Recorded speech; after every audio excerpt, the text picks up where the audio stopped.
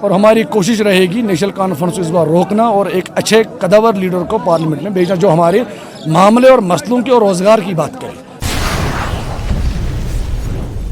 Ground zero Bharat میں آپ سبھی کا خیر مقدم ہے اور آپ کے ساتھ میں ہوں لون سلیمان۔ جہاں ایک طرف سے جموں کشمیر میں لوک سبھا انتخابات ہو رہے ہیں، وہیں دوسری جانب پولیٹیکل جو پارٹیز ہے یا سیاسی جماعتیں ہیں وہ میٹنگز منعقد کر رہی ہے۔ آپ کو بتا دیں آج حاجن بانڈی پورہ کے اندر اپنی جموں کشمیر اپنی پارٹی کے سینئر لیڈر امتیاز پرے نے ایک میٹنگ منعقد کی تھی، جس میں سینکڑوں کی تعداد میں اپنی پارٹی کے ورکرز نے شرکت کی تھی اور کچھ D D C chair person بھی وہاں پہ موجود تھے۔ اپنے جو ورکرز تھے ان سے خطاب کرتے ہوئے امتیاز پرے نے کہا کہ جس طریقے سے ہمارے اپنی پارٹی کے قائد سعید الطاف بخاری نے کہا ہے انہی کے نقش قدم پر ہم چلیں گے اور نارتھ کشمیر کی لوک سبھا جو سیٹ ہے اس پر ہم پیپلز کانفرنس کے جو صدر ہے سجاد غنی لون کو سپورٹ کریں گے اور نیشنل کانفرنس کو باری اکثریت سے ہمیں شکست دینی ہے۔ جی ہاں، آپ کو بتا دیں کہ ایک بڑا سٹیٹمنٹ آج اپنی پارٹی کے سینئر لیڈر امتیاز پرے کی جانب سے دیکھنے کو تب ملا جب انہوں نے اپنے ورکرز سے خطاب کیا۔ اس کے بعد جو میڈیا کے یا صحافی جو کرمچاری تھے ان سے بات چیت کرتے ہوئے امتیاز پرے نے کہا جس طریقے سے ہمارے قائد سعید الطاف بخاری نے کہا ہے ہم ویسے ہی کریں گے۔ نارتھ کشمیر سے ہم جموں کشمیر پیپلز کانفرنس کے جو صدر ہے یا پھر جو نارتھ کشمیر کی پارلیمنٹ سیٹ پہ اترے ہیں سجاد غنی لون کا سپورٹ کریں گے اور نیشنل کانفرنس کو شکست دیں گے۔ مزید کیا کچھ کہنا تھا امتیاز پرے کا سنے گا، اس کے بعد مزید تفصیلات فراہم کرتے ہیں۔ پارلیمنٹ الیکشن کا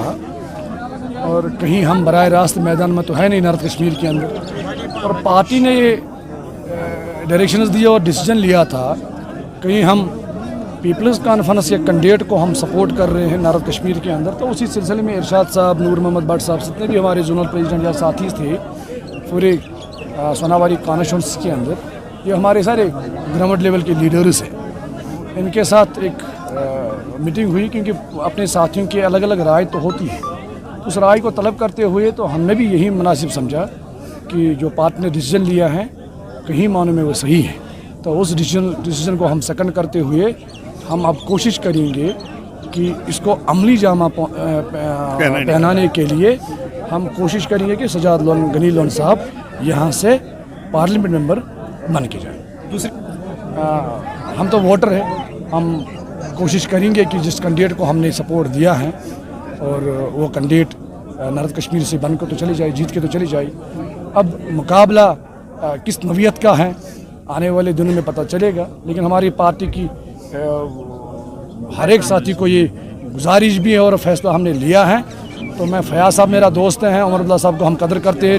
صاحب کے چیف منسٹر رہ چکے ہیں، تو لہٰذا اس میں کوئی زیادہ کمٹ نہیں کرنا چاہیے۔ نارتھ کشمیر میں مجھے لگتا ہے کہ 6-7 بار پارلیمنٹ کے اندر نیشنل کانفرنس کے ہی نمائندے چن کے گئی ہے۔ بخوبی آپ کو واقع بھی ہے کہ جیسے کہ ارشاد صاحب نے ذکر بھی اپنے لیکچر میں کیا یا میر صاحب نے کہ جب سیف الدین سوز ممبر پارلیمنٹ تھے تو ان کو کیوں پارٹی سے برخاست کیا گیا؟ بیکاز آف اس لیے کہ نیشنل کانفرنس اس سمے بی جے پی کو اقتدار میں لانا چاہتی تھی۔ اب نیشنل پارلیمنٹ کے اندر وہ تھے یا آج جو جا رہا ہے، تو بی جے پی کے ساتھ کون ملے ہوئے تھے؟ تو ان کی ایک سازش ہے، وہ سمجھتے ہیں کہ وہ پہلے بھی دھوکے میں لوگوں کو رکھتے تھے، آج بھی لوگوں کو دھوکے میں رکھنا چاہتے ہیں۔ میں سمجھتا ہوں لوگ خبردار ہیں، نارتھ کشمیر کے اندر الیکشن مہم جو ہے زور و شور سے ہیں، اور ایک قابل لڑکا ہے، قابل لیڈر ہیں، منسٹر بھی رہ چکے ہیں،